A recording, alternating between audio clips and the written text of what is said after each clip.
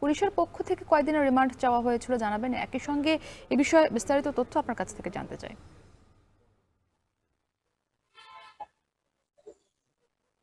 চাঁদপুরের 7 খুনের হত্যাকাণ্ডের সাথে জড়িত ইরফান মন্ডলকে আসলে কিছুক্ষণ আগেই জুডিশিয়াল ম্যাজিস্ট্রেটের আদালতে তোলা হয়। তখন জুডিশিয়াল ম্যাজিস্ট্রেটের আদালতের বিচারক মোহাম্মদ ফারহান সাদিককে কিন্তু 10 দিনের রিমান্ড আবেদন করেন এই মামলার তদন্তকারী কর্মকর্তা পুলিশ পরিদর্শক নৌ পুলিশের পরিদর্শক আবুল কালাম। তিনি আহ, আদালত সকলের কথাবার্তা শুনে এবং দীর্ঘ শুনানি শেষে কিন্তু 7 দিনের রিমান্ড মঞ্জুর করেন। এবং এই সময়টাতে সরকারি পক্ষের বেশ কয়েকজন কুশলীকে কিন্তু আমরা উপস্থিত দেখতে পেয়েছি, এবং তাদের মধ্যে থেকে এপিপি মোহাম্মদ আহ, সায়েম যেটা আমাদেরকে জানিয়েছেন যে আদালত এই সময়ে এই অপরাধীর কাছে জানতে চান, আসলে দোষী ইরফানের কাছে জানতে চান যে তার কিছু বলার আছে কিনা বা তার পক্ষের কোনো আইনজীবী উপস্থিত আছে কিনা। তখন ইরফান যেটা আদালতকে বলেন যে আসলে এই ঘটনার দায় তিনি স্বীকার করেছেন, এবং তিনি কিন্তু এই ঘটনার জন্য অনুতপ্ত বলেও কিন্তু জানিয়েছেন আদালতকে।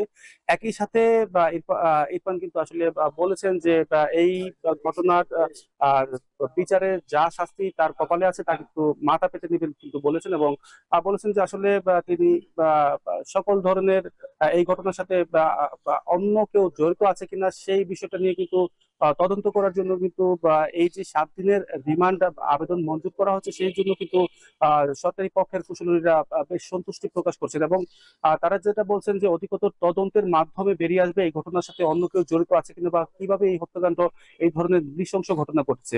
তো সবকিছু মিলিয়ে এই ছিল আমার চাঁদপুর থেকে মুক্তি।